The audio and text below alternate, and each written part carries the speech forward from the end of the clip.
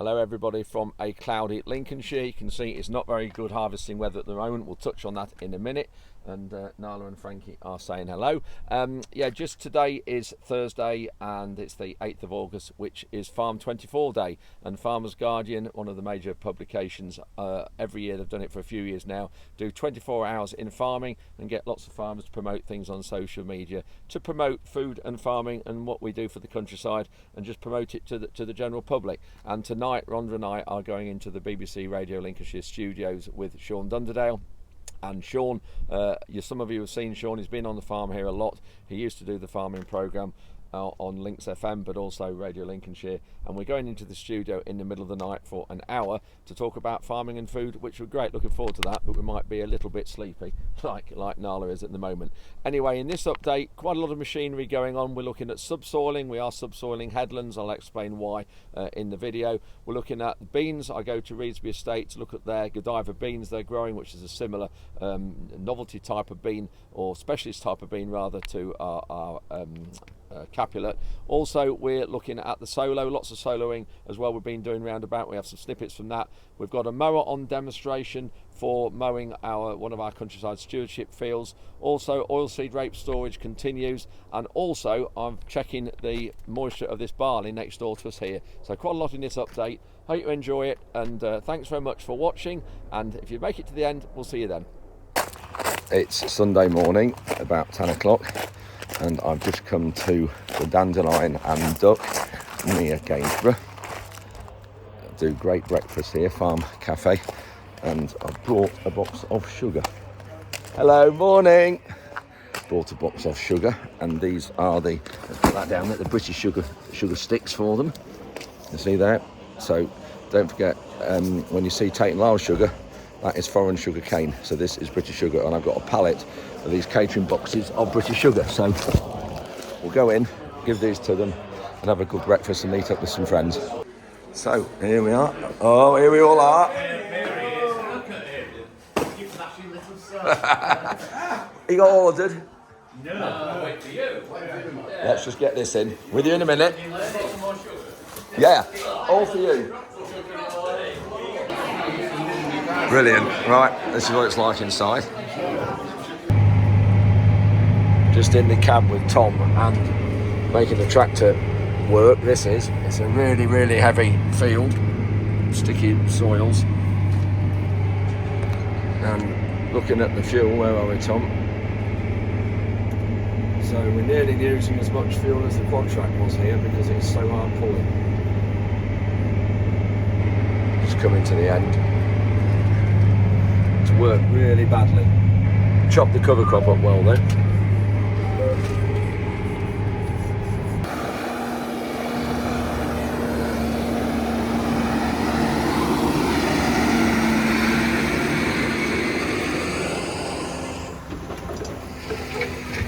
So you can see there the legs are loosening it underneath. They are pulling some lumps up. You can see the press is breaking some of the lumps down. But just shows what state this soil's in. It's about our worst field on the farm, this one. When you look at the clay content, yeah, if we get it all worked down, which we will, we'll get some good yields from it. And as it's been mould drained as well, the water should get away, but dear oh dear. We're going to have to, I think, Cultipress this twice to make anything of it, and then leave it a long while. But Rolls have done a good job laying the cover crop crossway on. Look at this, and the solo's chopped it up. So the time we press this, it's a slight angle that way, and then a slight angle the other way. You'll not see any of that cover crop. There it is, that's what the Rolls have done, has laid it down. Perfect angle for the solo to chop it. One thing I have noticed, just here, I can show you, wild oats there. Let's get rid of that Facelia. There we go, some wild oats here, more wild oats here, there, and some more wild oats here. There's a smattering of wild oats all over the field, everywhere. Some more here, so we're going to have to be very careful in the wheat this year. Get that out of the way, that's a wild oat. I think this perfectly highlights what I was saying a week or two ago, where all this land that's going into SFI or the sustainable farming incentive for non-farming folk who watch this. That's this new scheme where we put stuff into environmental things and the government pay to do it. This isn't in that, by the way. We've stomached this. This is off our own back because it didn't qualify for any SFI payments. But anybody that goes into these SFI crops, they're going to need some serious management, cutting them and topping them and stopping problem weeds from seeding, and blackgrass, brome, wild oats, all the seed, these problem weeds. So they are going to need managing. You can't just put them in, claim the money, and not do anything with them. Because when you want to get the land back into production, this is a 3-year scheme. When if Labour change it and want to get everything back into production in 3 years' time, it could be a wilderness of weeds. It's Monday morning and I've just come with Eric from Warwick University. We've come to Revesby Estate. They're the other farm that's growing some of these beans, and I see they've got a new ideal combine, so we'll have a quick look at that. And this morning going to be looking around some of the other crops they grow, so should be having a good couple of hours here. So this is their new Fendt combine, and it's got like a Draper flexi header on it.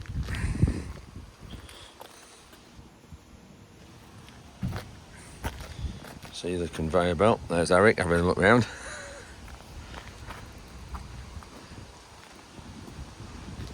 See, that's where the crop goes in. So that conveyor belt sends the crop that way. That conveyor belt sends the crop that way, and then that one's taking it up the middle. So this is the crop of Revesby Estate's Godiva. Look really well. Soil type you can just see here. Sorry, Frankie. So you've got a lot lighter kind of soil than ours, flinty as well, but it's very high fertility field this, because it's come out of a dairy farm and it's only been grass. It was only grass 2 years ago for many years, so it's not been out of that for long. 50 centimetre rows drilled with an avatar direct drill.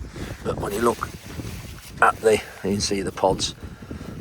So these aren't, you see my hand how big these pods are.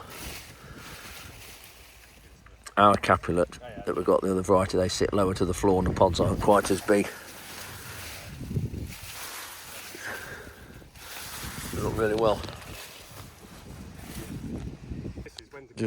Just come now into a field of chickpeas that they're growing, and you can see there. Really funny though, because you put your hand on it and it's like wet. It's really odd feeling, and apparently it's like an acid to put on. And Peter said just be careful because I've got my shorts on, and so has he, and he says it stings your legs like stinging nettles. Look really well. Pretty hard. I'm probably not going to get these out of the ground. That's it, you're in there.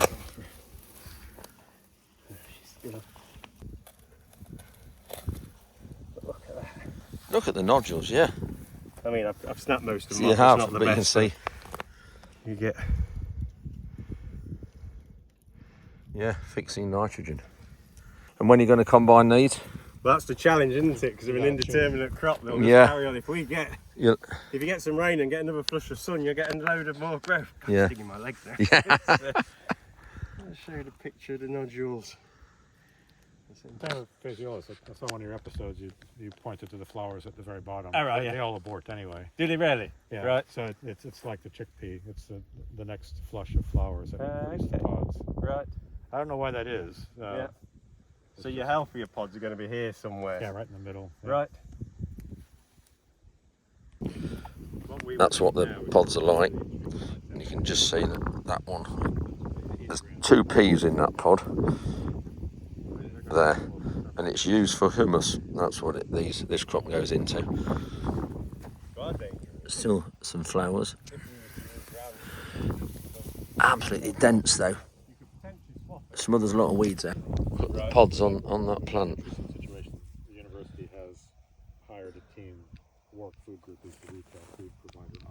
We've got a mower arrived today. We're trying. Major, that's the company.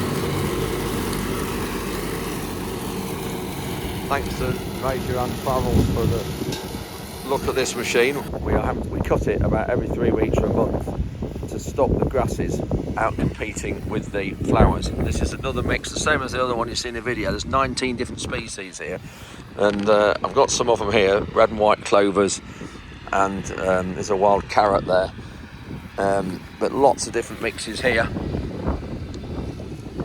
different plants. Yes, there's a thistle there, which the cutting will stop that taking hold, but you can see a lot of the wildflowers here, which is great.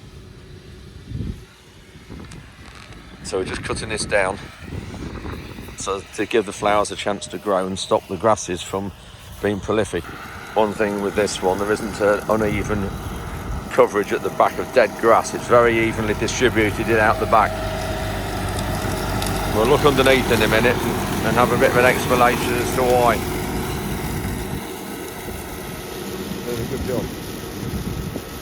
Got James here from Major, the company. And James, where's you from? From Ireland? West of Ireland, County Mayo. Right. And these mowers we were saying about them being galvanised, you can see it's so all galvanised, finished with a painted lid for a little bit of contrast. Yeah. Everything is bolted to the body. It's completely shaft driven. Yeah. You have no belts under these. You have a gearbox under each black thing. Yeah. And there's a breather under there.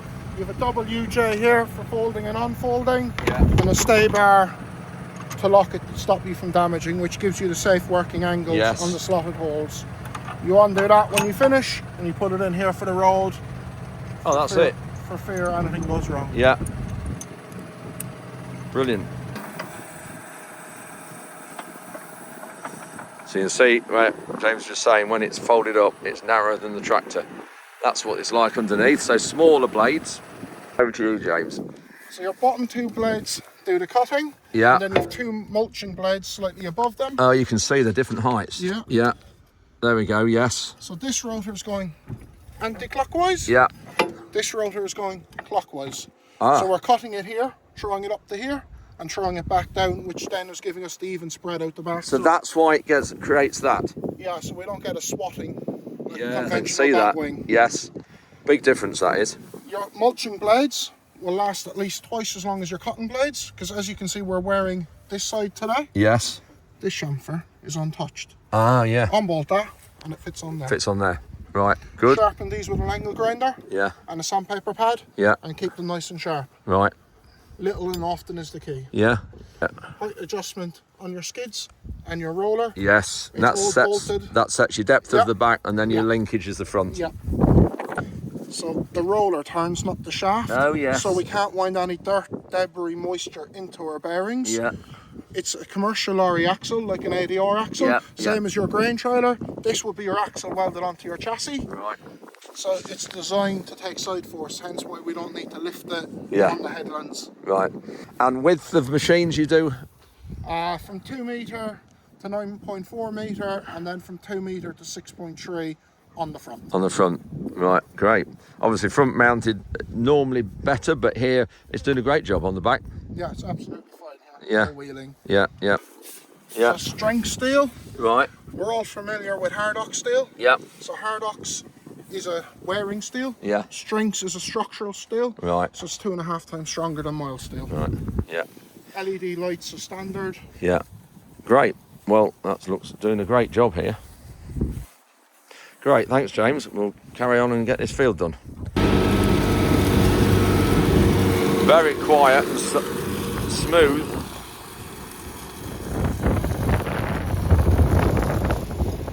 You can see Ruben's missing a breed and going up and down alternating. That's for ease of turning with the GPS. He'll get across the side of the field there, doing it like that, and he'll turn around and come back and fill in those areas. This field's about 10 acres, and it's really awkward when we used to crop it because the road's just here, and we used to have to unpack the combine on the road and the header put it on the road, and it was really awkward. And then we did haylage with it as well for about 3 or 4 years, and then we've gone out of haylage, so we thought put it into countryside stewardship. It's people, villagers walk the dogs around here as well. I'm back from Revesby Estate, very interesting couple of hours, and with Eric as well, talking about the beans they're growing and also the other peas. So really fascinating that they can grow these, follow these sort of type of crops. We need to be doing more of this. This is one thing that we're trying to promote.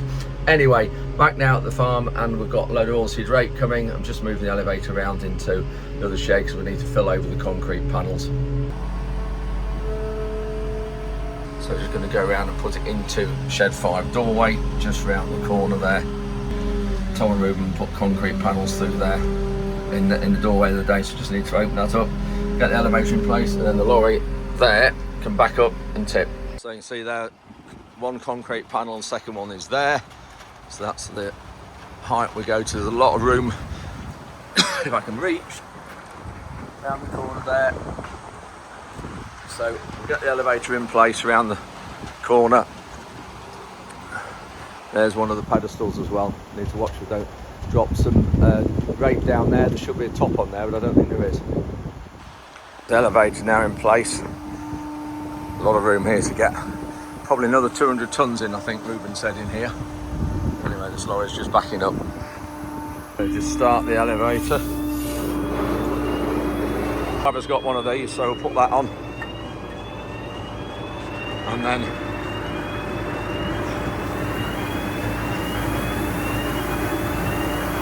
that's it. Quite a lot of admix in this one as well. So Tom's got the Flatliner subsoiler on. This is a machine we've probably had since the early 2000s. We haven't used it a lot in the last sort of 5 years.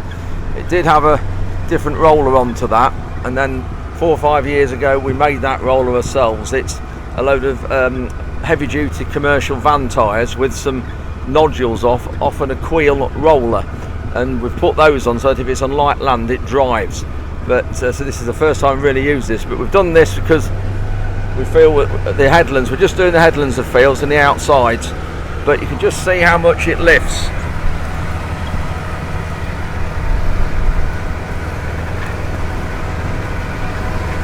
And this will really just complete the soil restructuring process, the reset that we wanted after all the weather we've had and a wet winter.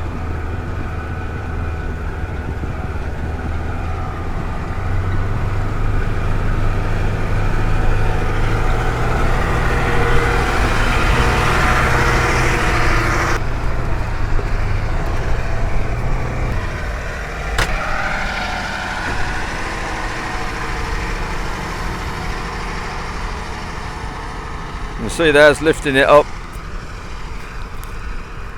and shattering it. It is bringing some lumps up, but we'll just knock these down with the Cultipress and then leave it. These are the fields that we had the cover crop in and rolled them crossway on, and just look there how the cover crop's completely gone. Nothing left of it after the solo has chopped it up. We're still rolling the cover crops. This one's not as thick as some of the other ones. It's quite thin actually when you get in the middle. Ruben's on the rolls now. You can see when you look down it's just not as much material, but still worthwhile doing.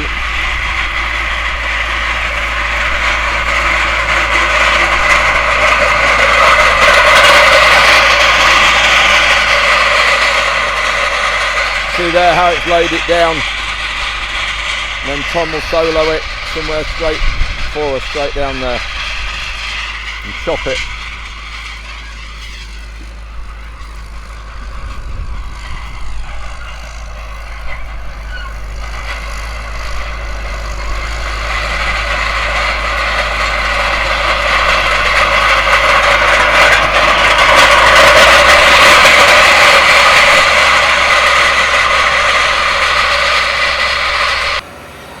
Tom's just taking the subsoiler off and going back onto the solo, and we'll just see this new jack working because I haven't seen the in operation yet. So turn hydraulic pipe taps for that, and then Tom works the button on there. Just put it down, Tom. That's all done, Tom. Buttons on there now that Tom's got all the hydraulic pipes coupled in, and just swap the taps back and that puts the supply back onto the solo. Store 5 is starting to fill up now. We'll only need another probably 3 or 4 loads in, so it's a case of elevator and pushing up after every load and trying to get it as high as we can. But when we get into the doorway like this, sometimes you have to push up halfway through a lorry load when you get in near to the end of the shed.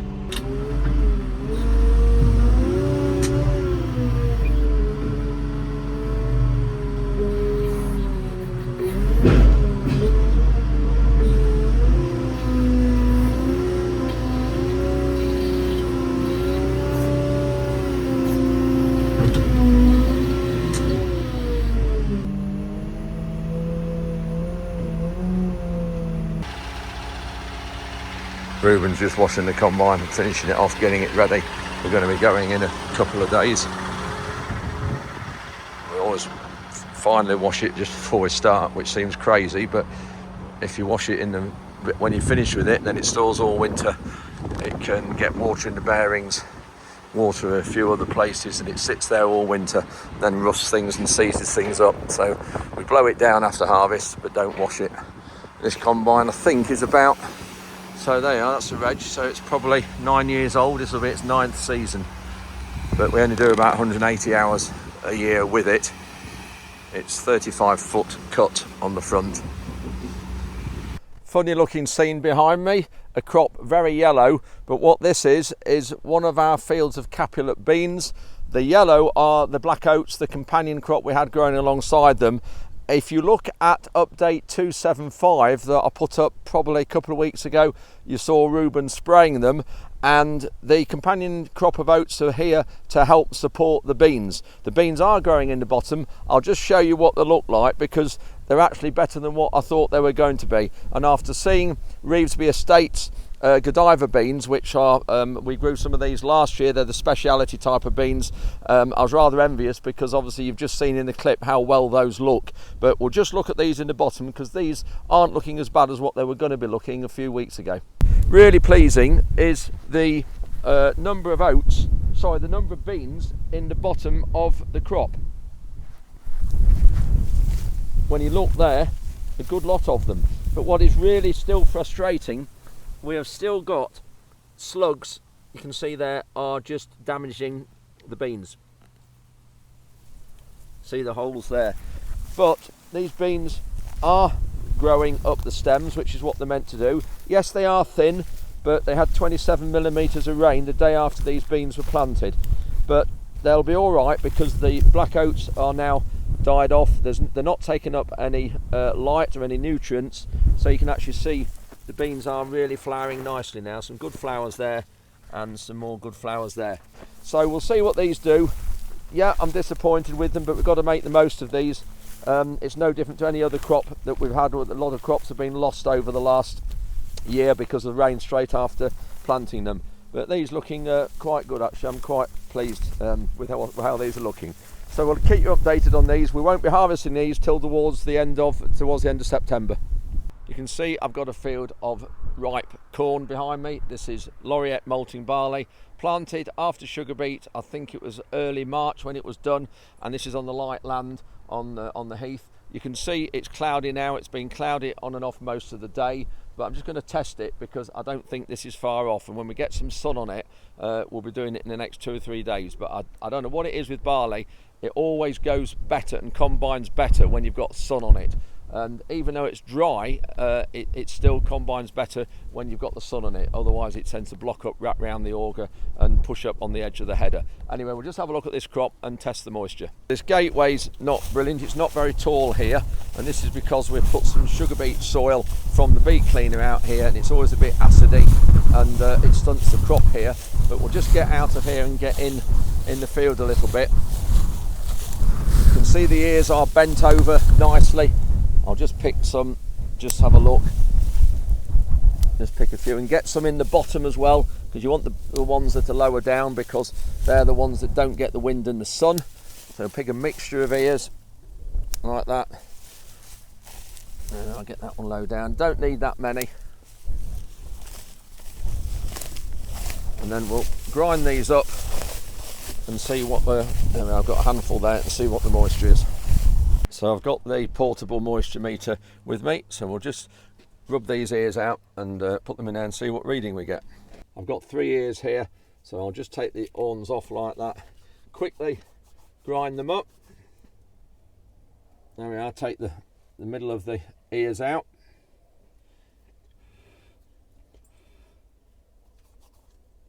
And the horns, there we are, that's left with, and they've got a hole there, 9mm hole, so I need to put that in there. That's not quite filled it, need to do a few more. So I've got some more ears there, just tap those up in the hole there, and that's now full.